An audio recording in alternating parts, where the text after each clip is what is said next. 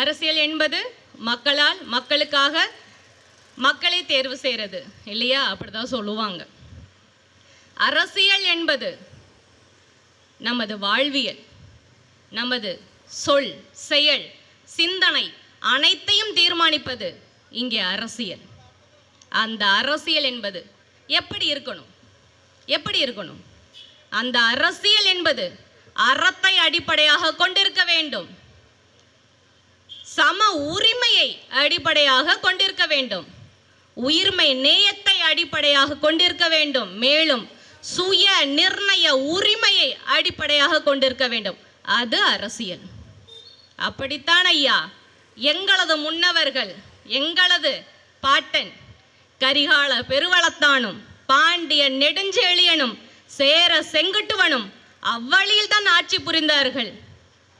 அப்படிப்பட்ட இந்த மண்ணில் இப்ப நடக்கிறதுக்கு பேர் அரசியலா? இது அரசியலா? எப்படி ஐயா இதை அரசியல் என்று ஒத்துக்கொள்ள முடியும்? இன்னைக்கு இவர்கள் சொல்வார்கள், சமூக நீதியையும் சமத்துவத்தையும் சம உரிமையையும் பெண்ணியத்தையும் போற்றுபவர்கள் நாங்கள் தான் என்று மார்தட்டி சொல்லுவார்கள். எங்கேயா இருக்கு சமத்துவம்? எதுலையா இருக்கு சமூக நீதி? எங்கேயா போச்சு உங்களுடைய சமத்துவமும் சமூக நீதியும்? எங்க போச்சு? அரசியல்ல இருக்கா? பொருளியல்ல இருக்கா? பொருளாதாரத்தில் இருக்குதா? இல்லை இந்த சமூகத்தில் இருக்குதா? எங்க இருக்குது ஐயா சமத்துவம்? சமூக நீதியை பற்றி பேசுவதற்கு இவர்களுக்கு, இந்த திராவிடர்களுக்கு என்ன தகுதி இருக்குது? எங்க இருக்குது இங்க சமத்துவம்? எதற்காக ஐயா இத்தனை வருடங்கள் ஆன பிறகும் வேங்கை வயல் பிரச்சனை எதற்காக ஐயா இன்று வரையும் தீர்க்கப்படாம இருக்குது? காரணம் என்ன?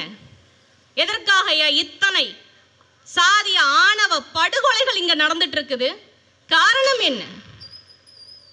இவை அனைத்தையும் தீர்ப்பதற்கு வழி இல்லையா அல்லது மனம் இல்லையா? எங்களது பாட்டன் தெய்வ திருமகனார் முத்துராமலிங்க தேவர் அவர்கள் எங்களது ஆதி தமிழ் குடிகளை கையிலே அழைத்து கொண்டு ஆலய பிரவேசம் செய்தார். ஏனென்றால் அவன் தமிழன்.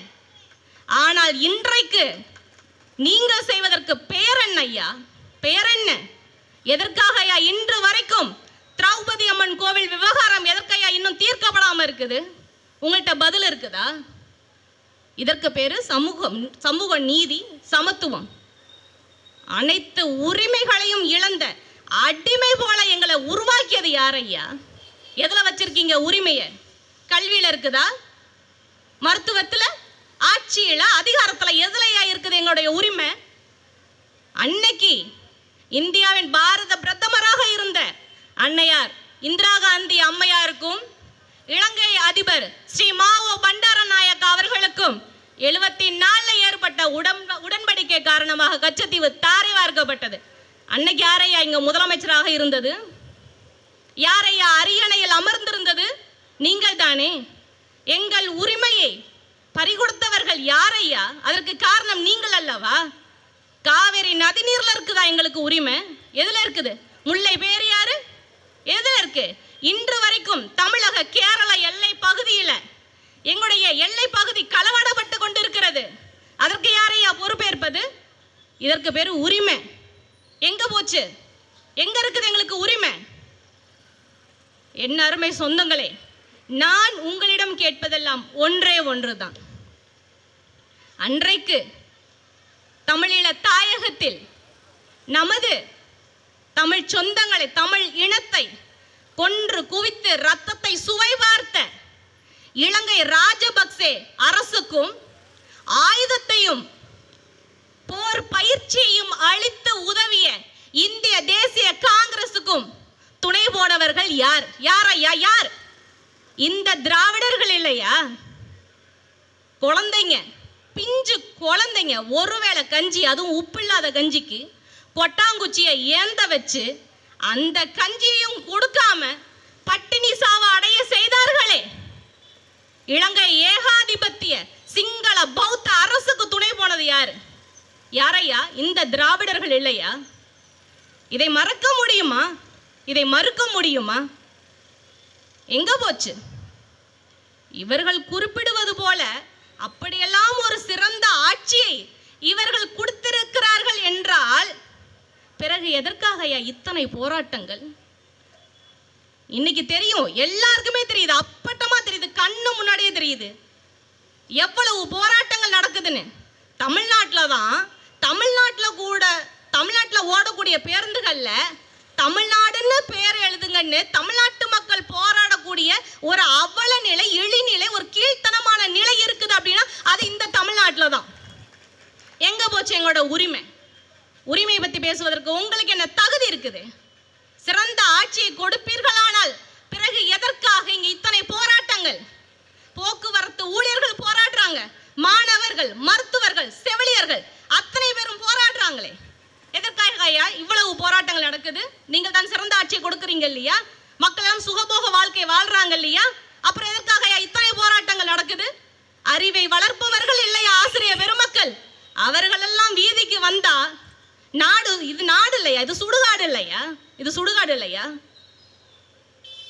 உங்களுக்கெல்லாம் உரிமை பத்தி பேசுறதுக்குலாம் என்ன தகுதி இருக்குதுன்னே தெரியல. இவர்கள் செய்த சாதனைன்னு பார்த்தீங்கன்னா ஒன்னே ஒண்ணுதான். என்னன்னா,